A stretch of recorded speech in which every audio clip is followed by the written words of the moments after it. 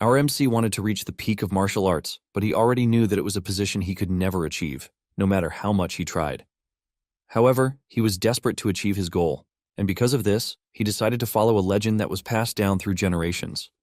Apparently, there was a golden fruit located within a sanctuary that was guarded by a dragon.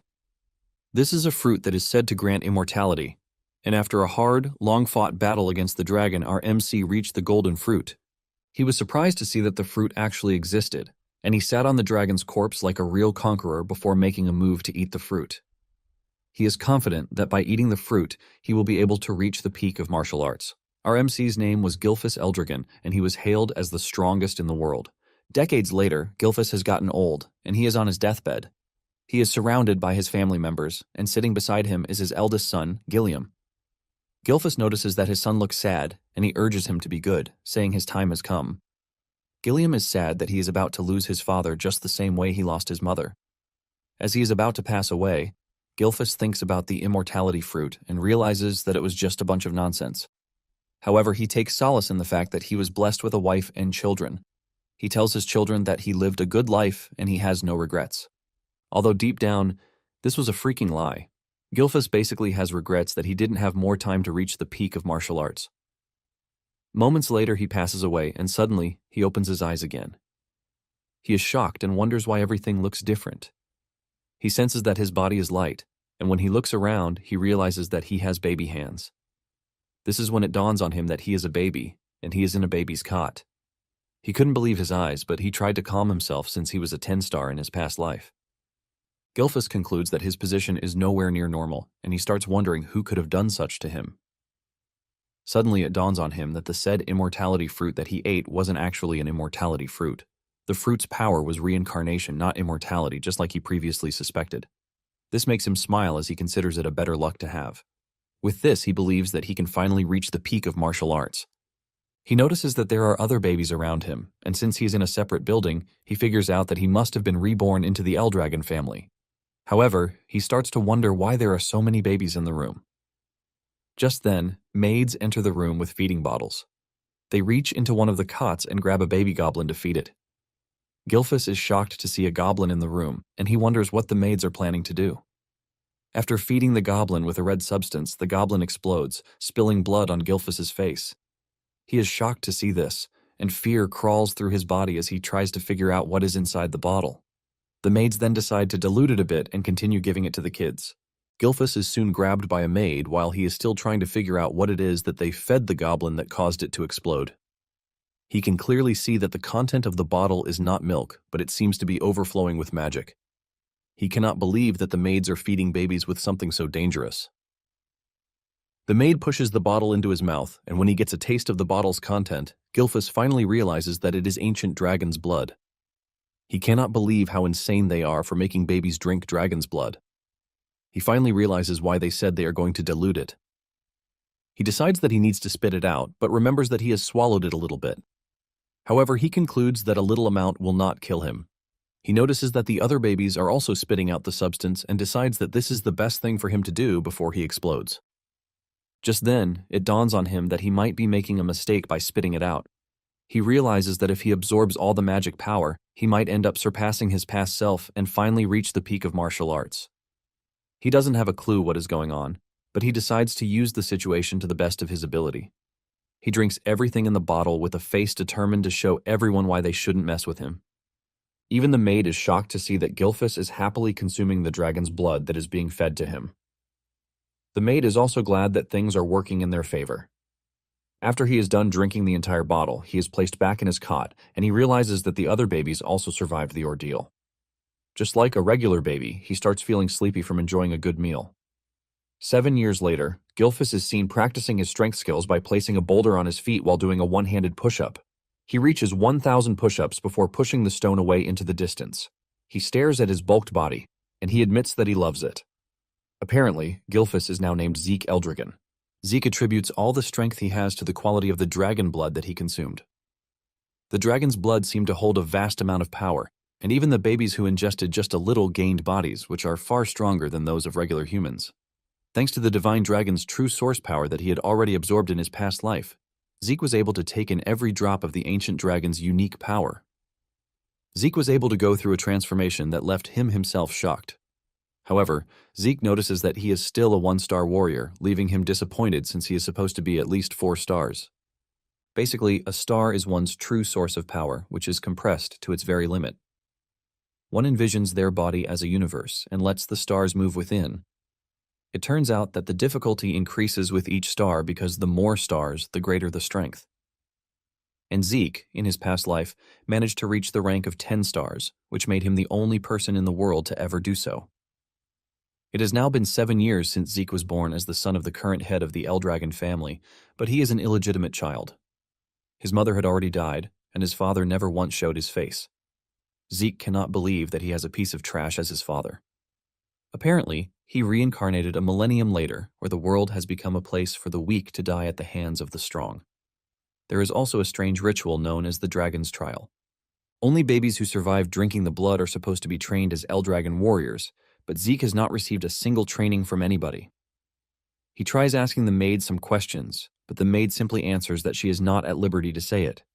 Zeke vents out to the maid, reminding her that those who pass the trial are supposed to get combat training, but he is surrounded by only maids and not a single instructor in sight. The maid acts like a doll as she asks Zeke if there is anything he requires, but he says no. Actually, Zeke can handle himself since he is currently focused on building his body more than getting combat training.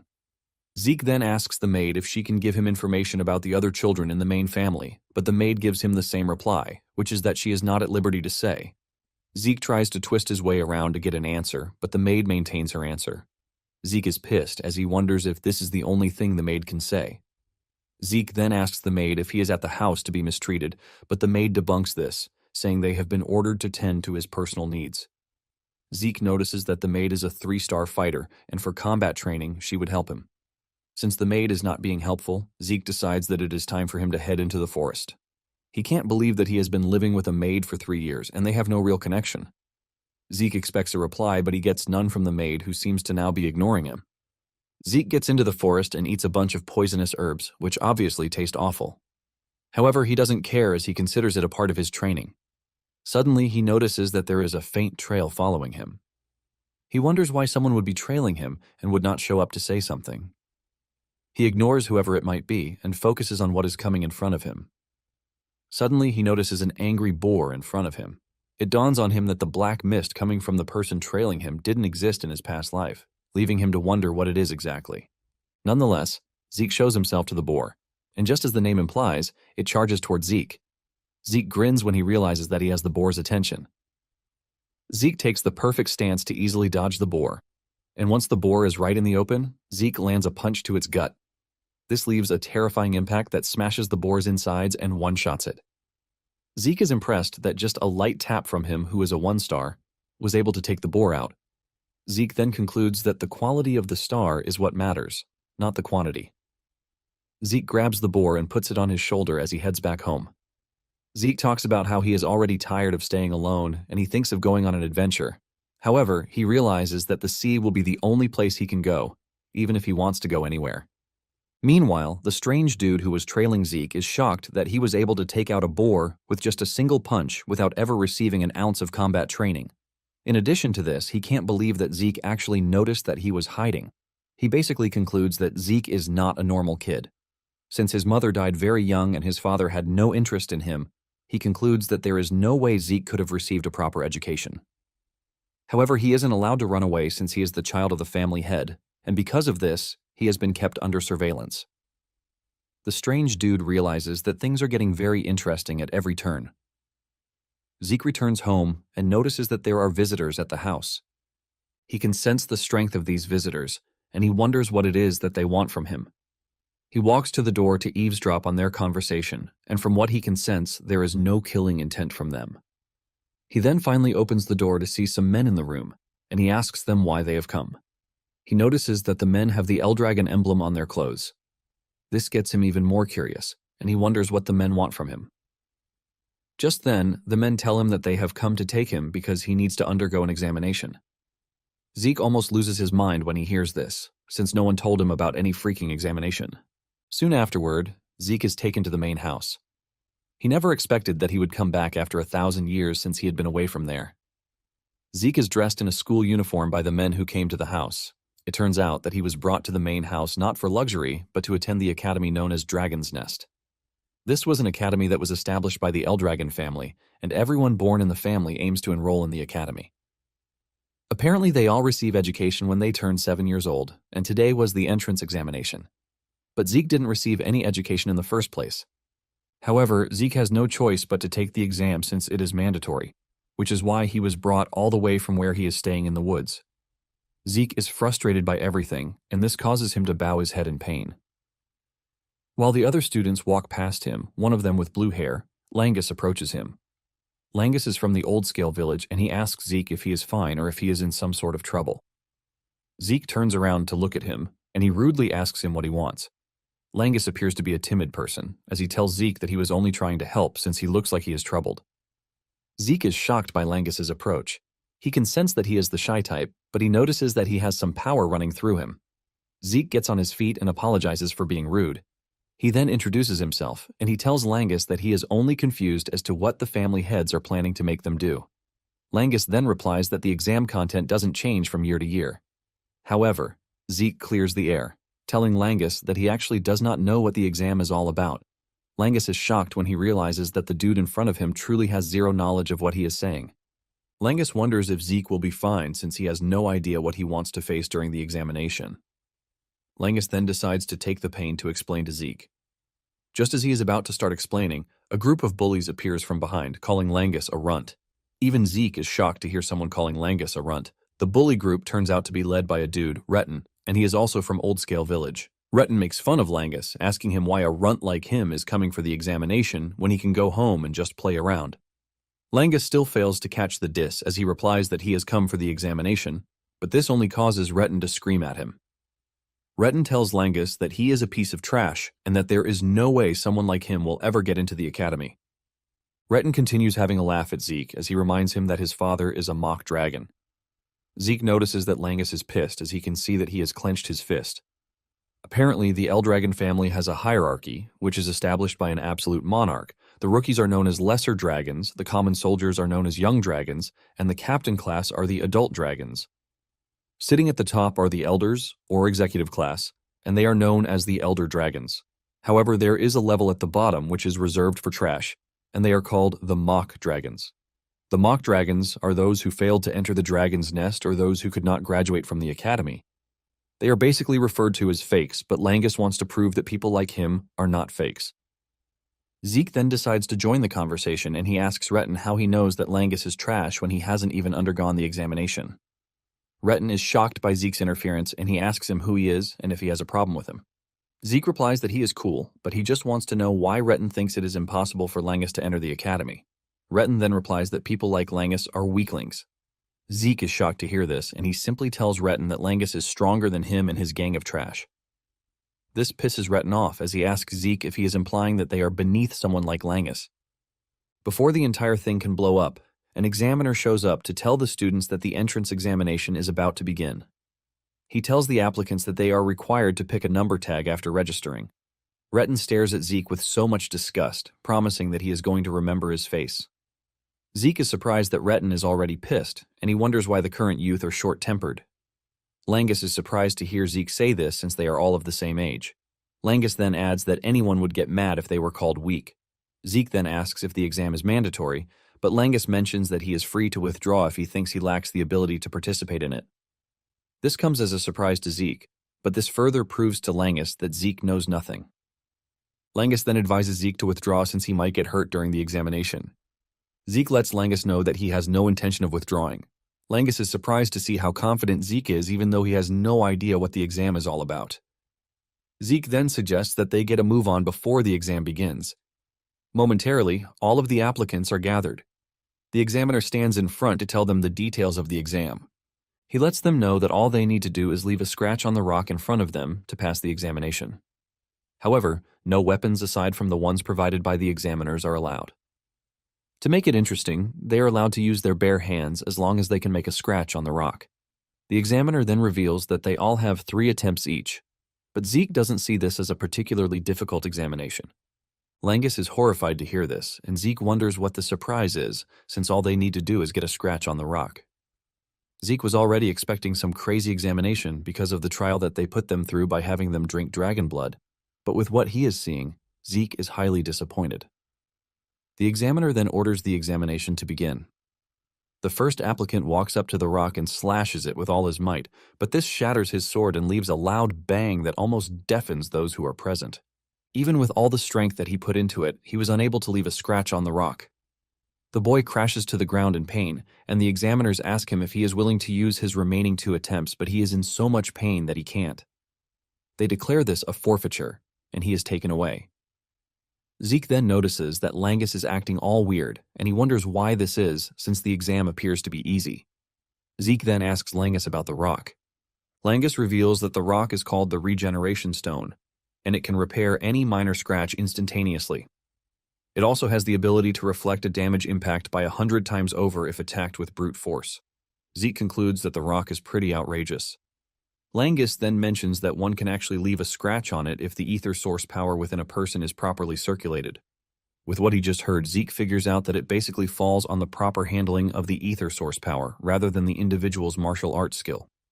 Zeke takes a glance at the participants and he figures out that there is a considerable number of applicants who should be able to pass the exam. He notices that Retin and his guys are also strong enough to pass the exam. From where he is sitting, he can hear the applicants failing one after the other after their arms are broken from trying to leave a scratch on the rock. Momentarily, the examiner calls on number 315, which is Zeke's number. Langus fears for Zeke and he urges Zeke to withdraw, but Zeke assures him that he will be fine.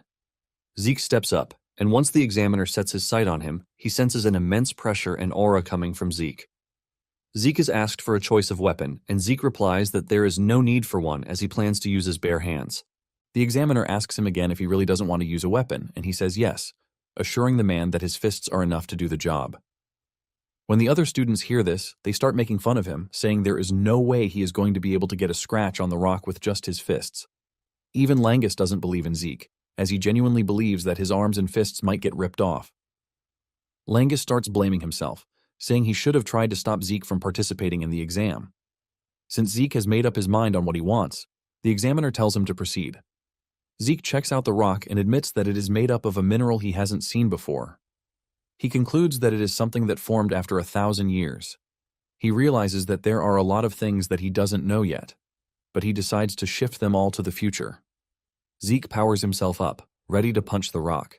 With the amount of power he generated, he believes that it should be enough to do what he wants to the rock. The technique he prefers to use is called the Dragon Slayer combat technique form. A bright yellow aura forms around his body and arm as he smashes his arm into the rock. This shatters the top of the rock at impact, leaving a loud noise and a cloud of dust. Everyone is surprised, but while everyone is closing their eyes, the examiner's eyes remain open, acting like a big deal. Zeke heaves a sigh of relief, but notices that the technique is a bit advanced for him at his age. He checks out his arm to see that it is bleeding, and his uniform is also ripped.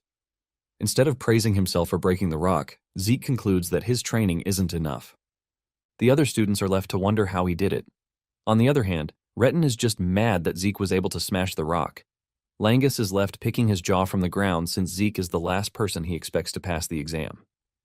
Even the examiner considers what he just watched an impossibility because only someone who is a 4-star rank or higher should have been able to shatter the Regeneration Stone. Since Zeke is an illegitimate child, the examiner wonders if he somehow inherited the powers of the house. The examiner also figures out that he has seen the move that Zeke used somewhere else. Zeke then walks up to the examiner asking him how he fared in the examination. The examiner lets him know that he has passed, and he is given a bottle with a green substance in it. Zeke asks the junior examiner about the contents of the bottle, but the dude just stares at him with hatred, telling him to move away. Zeke just assumes that the bottle is a reward for passing the test. Zeke returns to his newly found friend, and Langus praises him for how amazing he was. Zeke then asks Langus about the bottle, and he reveals that it is a healing potion. Zeke is confused when he hears this, and Langus mentions that it is a normal grade healing potion. Zeke checks it out one more time and realizes that the substance doesn't look poisonous. He starts wondering if the said healing potion might actually be an elixir. Apparently, an elixir is a potion that is made from very rare materials, and it is combined with herbs that grow only in secret realms. In addition to this, pure elixir cores from divine and phantom beasts are added. Drinking the elixir basically heals old and recent wounds instantly, while also boosting one's ether. However, refining the elixir is very difficult since its ingredients are very difficult to find. This is why it rarely appears on the market.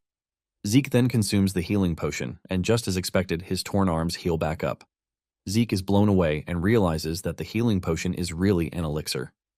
Langus then says he has no idea what an elixir is, but the Lragon healing potions are much better than the ones obtained from stores. Langus considers this a normal thing, while Zeke is entirely blown away, since all of his injuries healed instantly. However, he notices that there is no ether surge like when he takes an elixir. Langus then tells Zeke that he is quite impressive, but Zeke doesn't believe this. Zeke checks out the bottle and realizes that it is basically what human knowledge has been able to create for over a millennium. Langus then reminds Zeke that he is pretty strong, and Zeke replies that he aims to be the strongest, so he is not surprised. Retin and his gang of bullies soon step forward to take their test, and they all pass. Zeke is not surprised by this, as he already knows that they are going to pass. Finally, applicant 414 is called, and this turns out to be Langus. As he walks down the stairs, Zeke notices that Langus is nervous, and he urges him to pull himself together, assuring him that he is going to be fine. Langus basically turns around, telling Zeke to stop raising the bar so high. When Langus reaches the test site, he picks up a sword, leaving Zeke to wonder what the dude is actually doing. Langus takes a deep breath and launches his sword strike at the rock. However, he fails to leave a scratch, and he even falls down in the process. As usual, the examiner lets him know that he has 2 more trials. Langus then gets back on his feet to try again, but the result remains the same. He falls to the ground in tears, wondering if he is about to fail just like his bullies told him he would. Just as expected, Retin and the others are already laughing at him, saying the child of the half-dragon will always be half-dragon. They urge him to give up while reminding Zeke that he earlier said that someone as weak as Langus is stronger than they. The examiner then tells Langus that he has just 1 more try.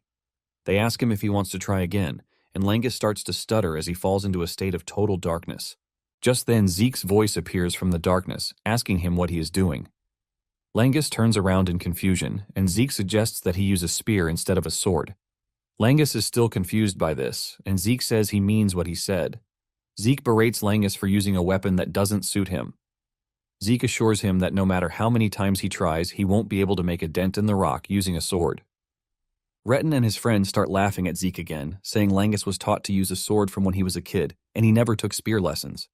At the same time, they believe that Langus will still remain his pathetic self, even if he switches weapons. Zeke then asks the examiner if they are allowed to change weapons mid-test. The examiner assures Zeke that there is no problem in doing this. Zeke smiles at Langus, telling him that he is free to go ahead and use a spear. Zeke stands as a proper motivational speaker, asking Langus if he is ready to leave like a loser, but Langus says no. Langus then gets back on his feet as he tells Zeke that he will take his suggestion and try using a spear. Apparently, Langus's father wasn't allowed to enter the dragon's nest, and he was always at the receiving end of mockery. Even with all of these, he never gave up, and he still made sure to raise his son well. Because of everything his father did for him, Langus is willing to prove that he is not fake. He remembers Zeke saying he will always meet the same result no matter how many times he uses a sword. He hasn't known Zeke for long, but he is choosing to believe in him. However, he doesn't know how he is supposed to use the spear, and Zeke just tells him to thrust it straight. He urges him not to think hard about it and just do it. Langus knows it is impossible for a first-time spear wielder to just hit the regeneration stone and damage, but he will never be sure if he doesn't try it. Even though he just met Zeke, he is choosing to trust him. Since Zeke believes in him, he also wants to do the same. Langus takes his stance, and he notices that the ether source energy flowing through his body is actually different from when he was holding a sword. Langus rushes toward the stone and hits it, leaving a massive shockwave. Retin and his gang of bullies start laughing, saying there was no difference, even though Langus changed weapons. However, on a closer look, they realize that Langus was able to do it. They are shocked when they see this, and even the examiner cannot believe that Langus actually pierced the stone with the spear. Zeke is proud of Langus, and he claps for him. Langus cannot believe his eyes when the examiner records in his book that he has passed the test. Langus is forced to ask again to confirm, but Zeke hugs him from behind, assuring him that he actually did it. With tears in his eyes and happiness, he hugs Zeke. Retin and his boys don't want to believe that Langus actually passed the test, and they all believe that it is a stroke of luck. The examiner then screams at the top of his voice, telling the applicants that the exam is over and what is next is the entrance ceremony. When Zeke hears this, he is surprised. He can't believe that scratching the rock is the only test that they are going to require of them. Langus then tells Zeke that there might actually be another exam after they enter the academy. Zeke then asks Langus what they are supposed to do since they have passed the test already, and Langus reveals that the heads of the Lragon family will show up to give the participants their congratulatory words. Just then, a bunch of aura farming men appear in the distance, walking toward the students. Among them is a dude who catches Zeke's attention, and he asks Langus who the gloomy dude is. Langus cannot believe that Zeke just trash-talked the family head. Zeke doesn't hold back as he calls the family head an ugly dude, but before he can say anything further, Langus covers his mouth with his hand. Langus begs Zeke to be quiet and not say anything, and even though it is hard, Zeke decides to keep quiet. Zeke stares at the men, who are considered to be the Ldragon's forces.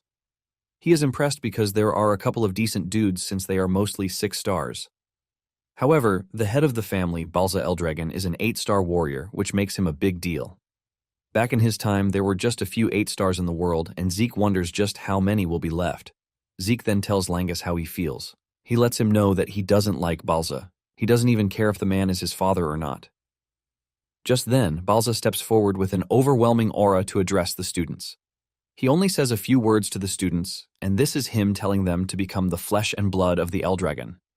However, these words carry a crushing weight alongside his aura as all of the students except Zeke start to tremble. Even Langus complains of how hard it is for him to breathe, but Zeke feels nothing from Balza's presence. All he can feel toward Balza is pure hatred, even though he doesn't know why. After he is done addressing the student, Balza turns around to leave. Another elder then takes the reins, telling the students that the head of the house is expecting great things from them. This person catches Zeke's attention too, and he starts to wonder who the blonde-haired elder is. Zeke figures out that Balza's departure has reduced the tension on the students a bit, but they all remain composed from the aftermath of Balza's presence. The examiner then steps forward to reveal that they are going to announce the dormitory assignments. Zeke is shocked to hear this, as he thought they would all be going to the same place. Langus then decides to explain to him since he knows nothing. He tells him that the academy has 4 dorms. The students are assigned to one of the 4 dorms, which are the East, West, North, and South dorms. Momentarily, Zeke hears his name and he stands up to leave. He tells his new friend to take care of himself, and the two exchange pleasantries before he leaves. Zeke has been assigned to the Academy's East dorm, and he is surprised to see how much things have changed in over 1,000 years. He follows the directions written in the note in his hand to navigate his way to his room. He is worried that his roommate will be mad that he is coming in late, and this all happened because he got lost. He finally makes it to the door, and with all enthusiasm, he opens the door to announce his arrival and greet his new roommate. However, the enthusiasm and excitement die off when he sees who his roommate is. Well guys, that's the end of the video. If you like this video, comment next part in the comment section. Also subscribe to the channel, hit the bell, and like the video. Thank you for watching and see you next time again.